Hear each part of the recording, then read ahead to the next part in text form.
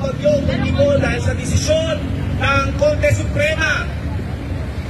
Nakakagimbal po ito, lalo-lalo na sa kinabinilangan kong sektor dahil sa hindi kayang disiplinahin ng Korte Suprema ang iilan o ang Vice Presidente sa kanyang napakaliwanag na kasalanan dahil sa pagnustay sa milyon-milyong pera ng taong bayan.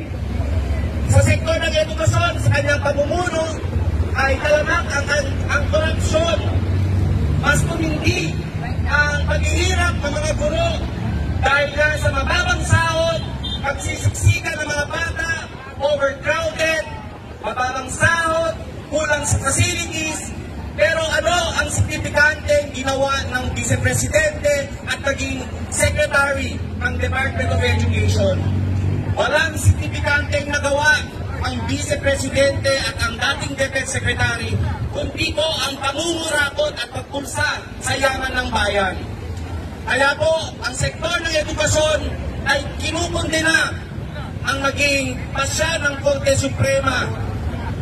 Hindi po kayang disiplinahin ang mga naghaharing uri, ang mga kurakot. Kaya po, nasa atin po, nasa laylayan po, nasa hanay po natin ang pagpapasya. Tayo po mismo ang